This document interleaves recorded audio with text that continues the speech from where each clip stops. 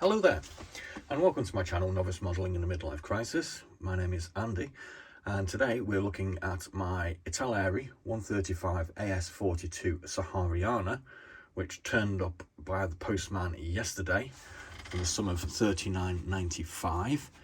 I'm actually having to reproduce this video as I was subject to what I call as a catastrophic brain fart and a misrepresentation of the parts that are actually included in some of the older kits. So I decided to have another go at this, and I'm having a bottle of Lucky Buddha, so hopefully we'll get it right second time round. What we're going to do basically is the same as normal. We're going to have a look at the instructions, we're going to have a look at the sprues and the parts, and we'll probably have a look at some of the older iterations of this rather nice kit.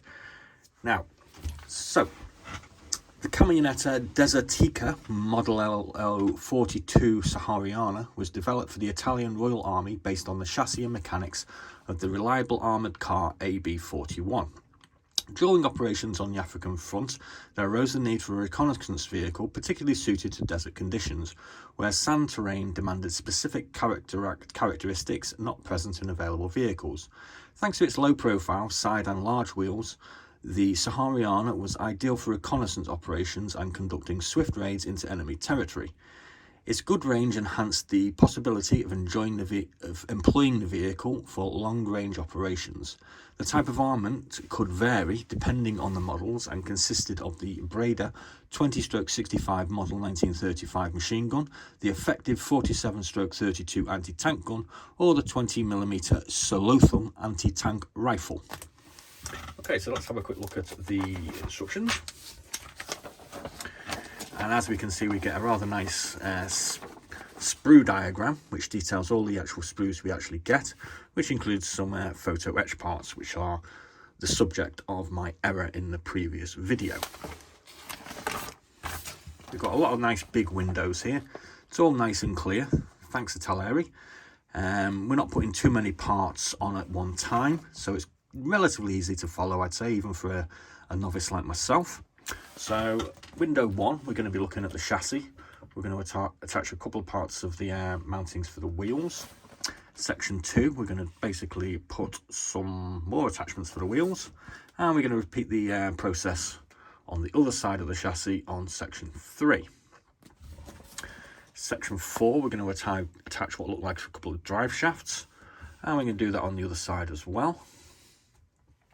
Section 5, we're going to start looking at the floor pan, and we're going to attach our driver's seat, steering wheel, an assortment of levers and some foot pedals. Again, it's all pretty easy to follow, there's not too much going on. Section 6, we're going to put the side panels onto our floor pan, and then we're going to attach our ready constructed body to the chassis in number 7.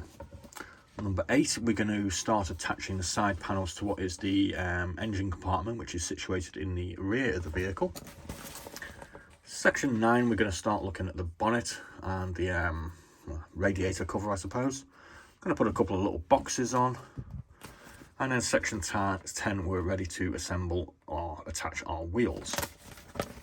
Section 11, we're going to move on to our jerry cans, and we're going to attach some photo etch, which are sand mats, I believe these are called, and they basically help the vehicle get out of deep sand. Section 13 is section 12 is basically a replication of section 13, but on the other side, and section 13 we do the same. Section 14, we're going to put in a passenger seat, this looks like, and we're going to put our driver's console in, which comes with a decal or 2 decals. Section 15, we're going to be looking at more photo etch parts. These are attachment straps for a couple of jerry cans, which I think go on the front here, and obviously there are photo etch parts here which attach these jerry cans to the side also. Number 16, again, we're looking at more of these attachments for jerry cans with the photo etch, and 17, we're doing it on the other side, which was displayed in one of the previous windows. Section 18, we're going to put the front storage compartment, I imagine you could call this, and we have a fake rubber tyre, or is it real rubber? Not exactly sure, to put on the front. We're going to put an assortment of tools on, and on section 19 we're going to move on to one of our armament possibilities, this is being a version 1 Breda 2065 light gun. Version 2, which is the alternate version you can do, is a Canon DA47/32. So you get two options on how you can dress this up, and the alternate version you can stick in your spares box and stick it on the back of a truck or something, I suppose. Section 20, we're completing our Breda gun mount, which obviously comes with a small seat for our crew to sit on. And in section 21, we're going to attach the gun mounting with a variety of other, two alternates on the positions of this machine gun here. We're going to do our windshield, which comes with a glass option, or you can just have it as a covered option. And in section 22, we're going to start assembling our other cannon that we can put on. And this is basically just a reproduction of this one, where we're putting all the accessories to go with this particular gun mounting. And then hopefully we're going to end up with something like this. And we get basically 4 different diagrams depending on which versions we've got. As we can see here, this one is with the 20mm Breda anti-aircraft gun. This is the same, but it's in a slightly different colouring. We haven't got this sort of green camo going on.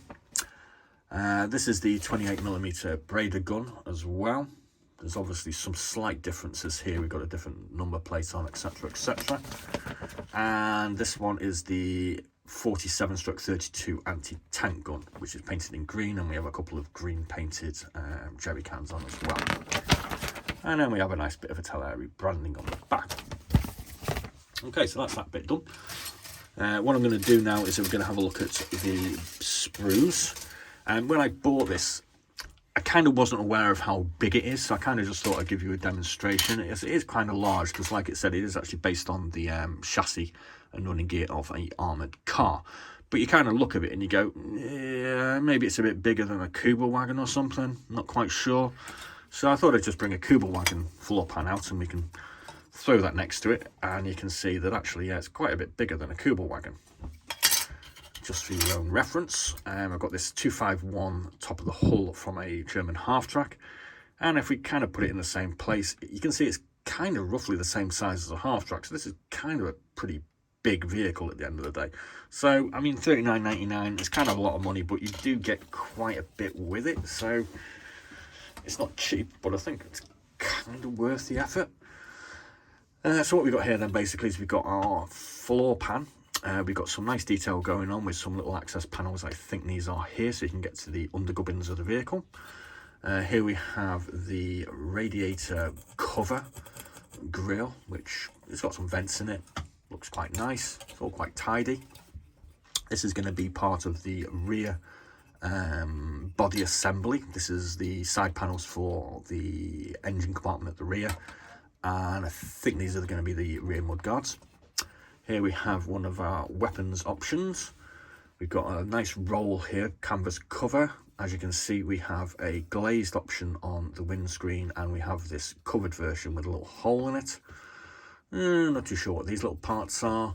This is obviously going to be the cover for the, I'm guessing, storage area at the front. And obviously we can put our spare wheel in here also.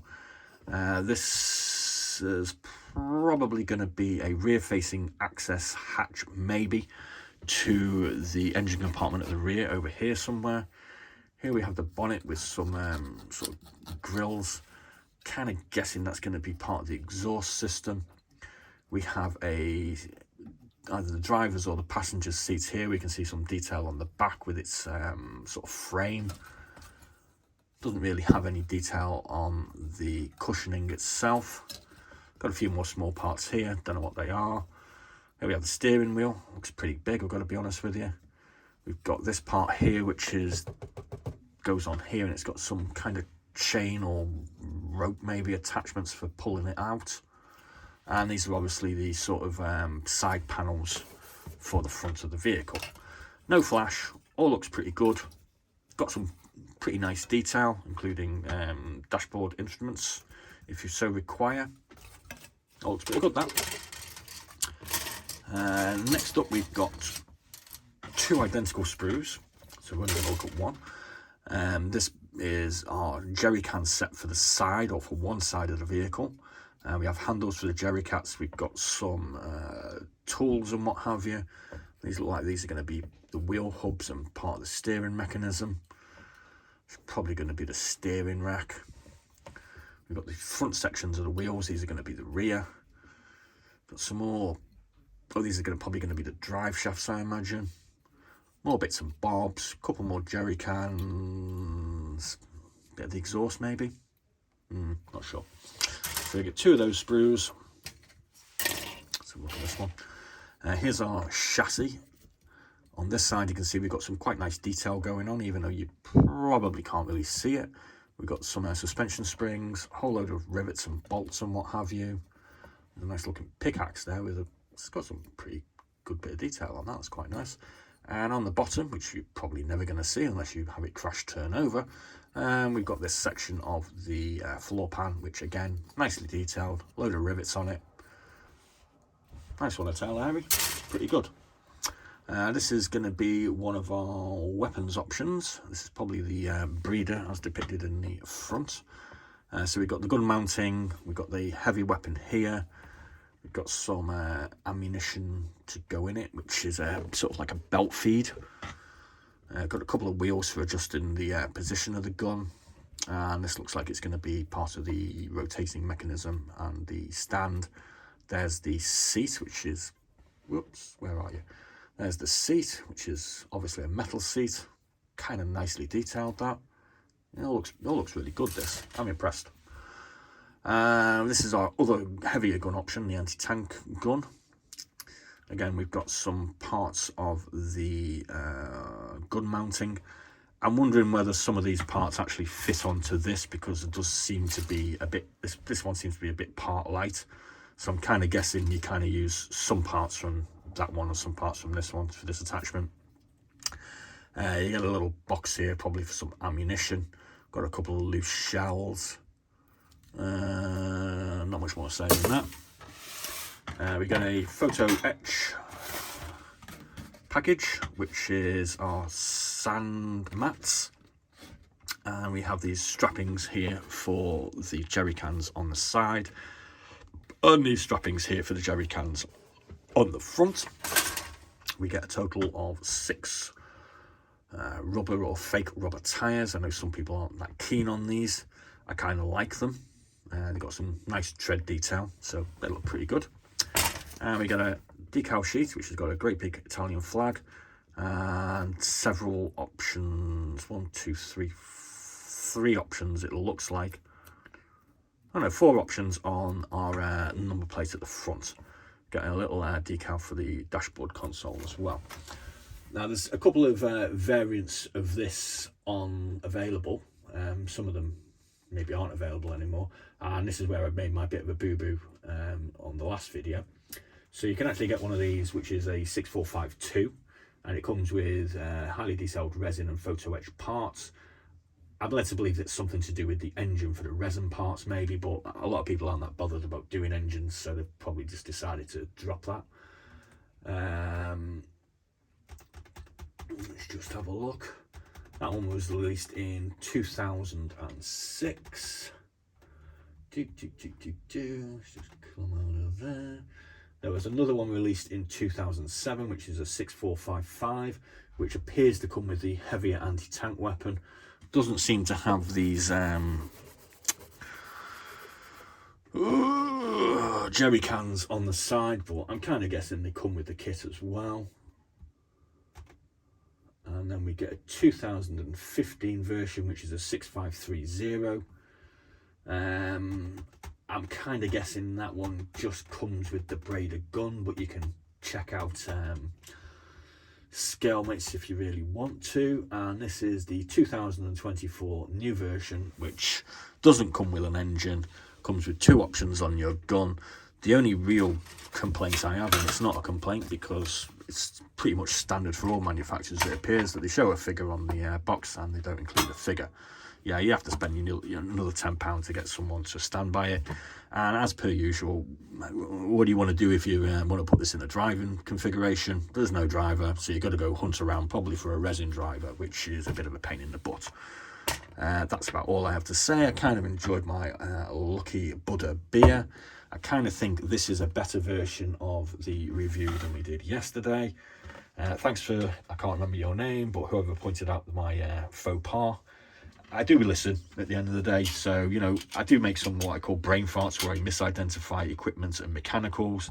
But you are right, that was kind of a bit of a big brain fart, so I kind of decided to redo the whole vid. So thanks for watching. There'll be a link in the description box to the rest of our 135 what's in the box kit reviews.